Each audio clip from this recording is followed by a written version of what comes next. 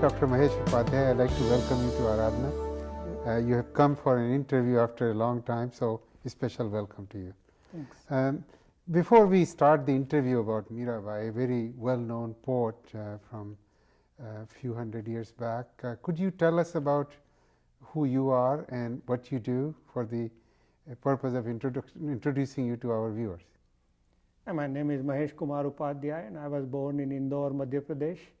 I got my bachelor's degree from Indore and then I studied in Delhi and I got my master's degree from Princeton University in New Jersey, my doctorate from University of Michigan, after which I was a postdoctoral fellow at University of Saskatchewan. For last 23 years I am a professor at University of British Columbia, and at present I am a professor and associate dean in Faculty of Land and Food Systems. Well, coming from all that, with your interest in Mira Bai, it's quite a interesting contrast. So I like to welcome your talking about Mira Bai because of your interest in Mira Bai.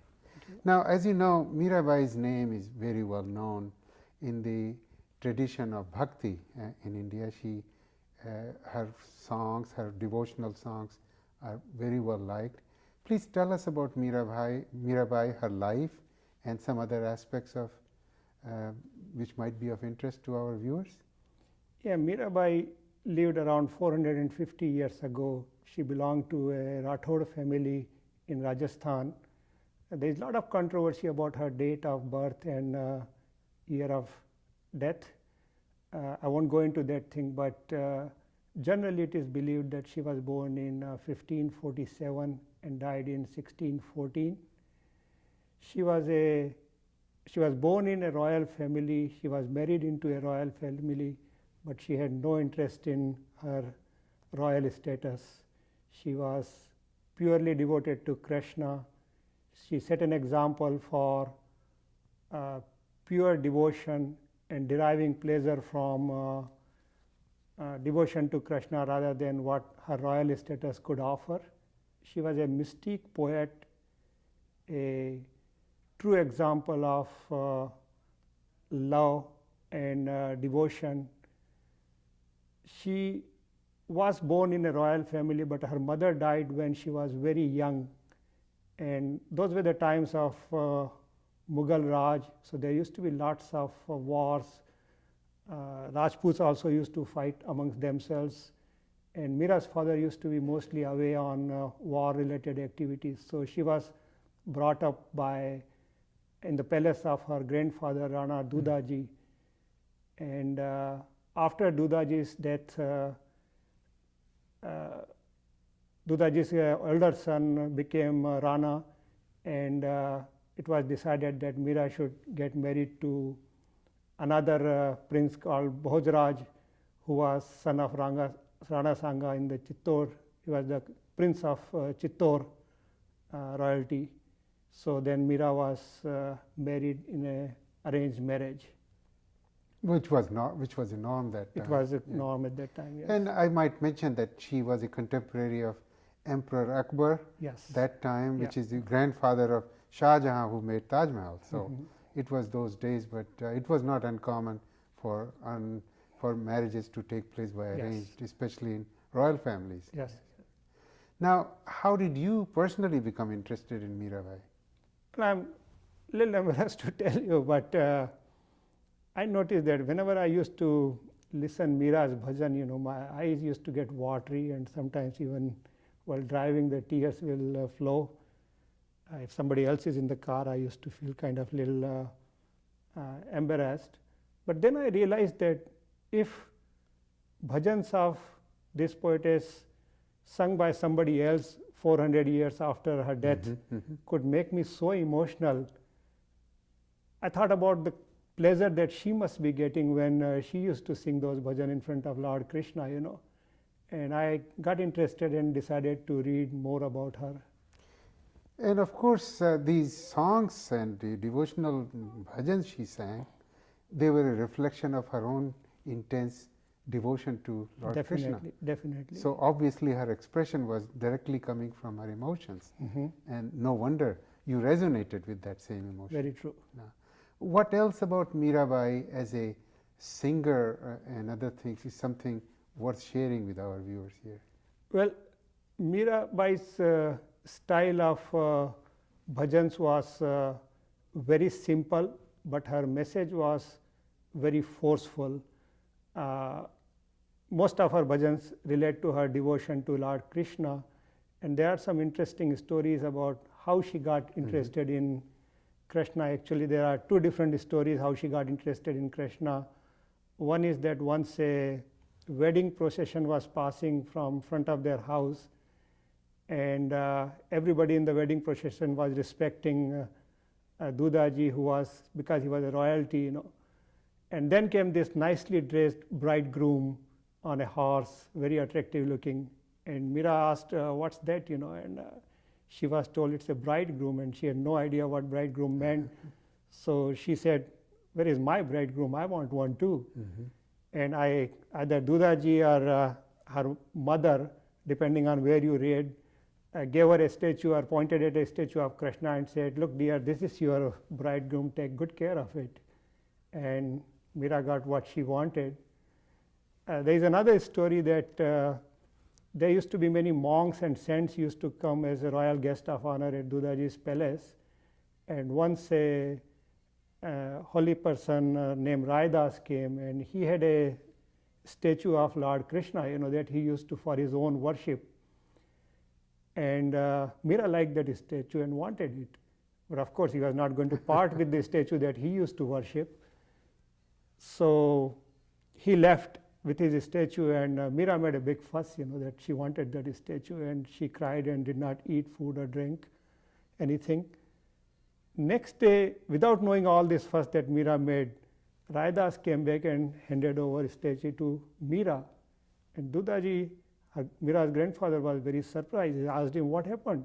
And he said, last night Krishna came in my dream and told me that my devotee is crying, go give this statue to her, and I cannot disobey my Lord. So here I am come running to give this statue back to Mira. But regardless of how Mira got this statue, she developed a very personal relationship with Krishna. She did not know who Krishna was at that age. And she used to talk, she used to sing. But later on, when she grew up and found out who Krishna is, that is Supreme Godhead, still her relationship with Krishna did not change. This is one thing I find most fascinating.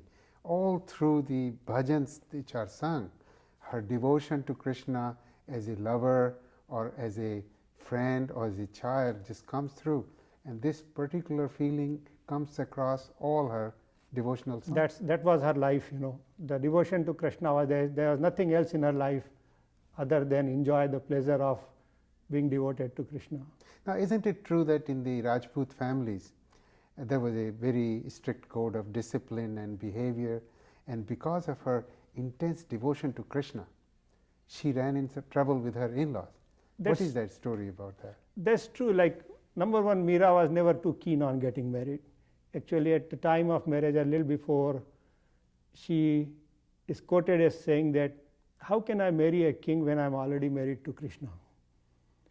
And this particular type of devotion to Krishna might sound a little bit strange to some people, but in Hindu devotional or bhakti bhav, there are different kinds, And like, for example, there is a vatsalya bhav, where a relationship between a mother and a son, like Yashoda and Krishna. Or there is a dasya bhav between a servant and master, like Hanuman and Ram. Or there could be a sakhya bhav between friends. Or madhurya bhav, which is considered a very high level in bhakti bhavs, where that's the relationship between a lover and beloved. And that was the kind of relationship Mira had with Krishna. Now, when she got married, she still was devoted to Krishna. She did everything that she was supposed to do with her husband. She respected. Her husband also respected her, understood her, loved her.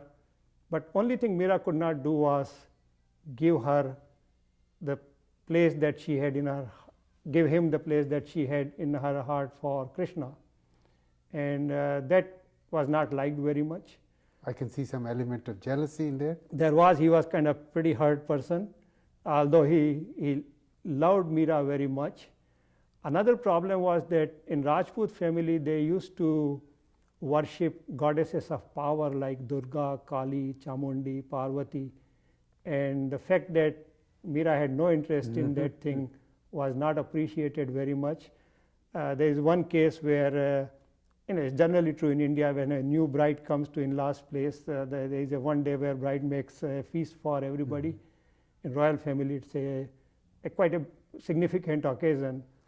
When Meera's turn came, in Rajputs there used to be meat eaters, and a lamb was sacrificed and Meera was supposed to cook for everybody. Meera refused. She said, no, I'm going to make only vegetarian food, and that's about all, and she was pretty stubborn about it, and that upset many people, and she had a big argument with their Kul Guru, but she did not give up, and he did not eat in that feast, and Meera's husband also did not eat, and that left a sort of a bad situation. Another problem was that Meera's devotion was so intense that often she will be talking to Krishna or she will be dancing in front of Krishna. She will dance outside with saints and monks who used to visit, and that was not liked by royal I can see family. that creates some conflicts around the It was royal against family. the royal etiquettes, Yes. and they tried to ask Meera to mend her ways, change it, but she would not, and those things caused a lot of problems. And at that time, there was Mughals were kind of closing in on Rajputs, so there was some political situation, military situation. So all this must have conflicted with this royal princess who is married. Yes. Coming out of the palace and mixing with all the devotees of Krishna. Right. Yeah, because the Meera's in-laws and her parents' family, they were actually at odds at one time. But one of the reasons why Meera got married was that the two Rajput kingdoms wanted to work together to deal with Mughal forces led by Akbar. And when they found out that Meera is kind of a pretty free soul, then particularly the lady folks did not appreciate very much, but they could not speak up because Meera's husband loved her very much, and he kind of always supported her. So, but there was discontent brewing, which finally appeared after one incident when Mughal emperor visits Meera. Yes. What happened was that when Meera's singing became very popular and many saints and monks used to come, and she became known as a good poetess and also a good singer. In Akbar's court, there used to be a very good singer named Tansen, and he mentioned to Akbar that there is this holy person who sings very well, and lots of people come, and Akbar wanted to go and see this for himself. But it was a very dangerous thing for a Mughal king or emperor to come in the Rajput territory. It was a sure death. So Akbar and Tansen, they disguised themselves, and they come to listen to Meera. Meera is singing in a temple. Akbar really is amused by her performance. Tansen actually starts singing with her, and what happens is that Meera recognizes them, and they have a very brief conversation, and then Akbar identifies himself and gives a necklace of pearls to Meera. Meera refuses it because she had nothing to do with these worldly things. Akbar says, why don't you take it and you can put it in the neck of Lord Krishna, So Meera accepts it. But when Ranaji finds out, means Meera's husband's older brother, he is furiously mad. They hit the roof. Yeah, because not only Meera allowed, because of Meera, a Mughal emperor came in the Rajput territory, but he also touched Meera's feet and gave a gift to a Rajput royal lady, and that was too much to take. And then after that incident, everything started to go downhill for Meera. Actually, a religious court was called, and Meera was given punishments. There were some attempts made on her life. At one instance, they put a snake in a basket of flour and give it to Mira. Once she was made to drink a bowl of poisonous drink. Mira survived all of those things because people believe that it was because of Krishna's mercy that those things did not harm her. At one point, Mira gets pretty frustrated with this opposition from her family that she actually goes to Mathura, Vrindavan, and there are lots of interesting stories on the way. She even writes to Tulsidas, Goswami Tulsidas, about her family problems. Tulsidas writes her back to stay course and words of encouragement. So Mira was getting kind of more determined in her spiritual activities. And her name was probably getting around North India. Her name was getting around, but the royal family was not too amused with her etiquettes, and actually royal family not only at times tried to punish Mira and tried to even kill her, they also gave many opportunities to Mira to apologize and change her way. But there was no way she was going to give up devotion for Krishna. And so much so that not only they tried to take her place away from history, so there is a very little mention of Mira in royal chronicles. Many contemporary historians did not talk much about Mira. So there was a very deliberate effort to not give Mira a prominence place in the history that she so deserved, Let's turn to her songs, the devotional songs or bhajans. Can you give some specific examples? I know there are numerous of them sung by all kinds of popular singers of today. Yeah, Mira, basically there are two unique things about Mira's bhajan. That number one, they are very simple language. They are just kind of relating her to Krishna as if she knows Krishna and she assumes that Krishna knows her. And so it's a kind of a pretty common level conversation, but the message is very forceful. If you listen to many of Mira's bhajan and if you really understand and could relate it, you will get emotional. Mostly they are sung in Mewari, Hindi and Gujarati. These are the three languages. And if you read Mira's bhajan from different sources, sometimes you find the wording is different, which suggests that they have been modified. Yeah. And actually some of the bhajans, some people claim that they were not written by Mira, but Mira herself wrote several hundred bhajans and they have been compiled into 4 books.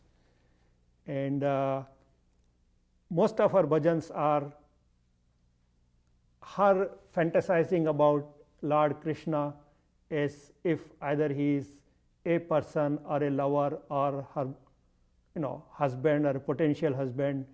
And I'll give you some examples. Mahesh, in the interest of the length of the interview, maybe we have to bring it up in another interview about Mira Bai, because I'm sure there are a lot of fascinating stories, more stories, which we haven't been able to bring it out in this program. So I thank you very much, Mahesh. Thank you very much for coming and talking about Mira Bai. Thanks a lot. Namaste.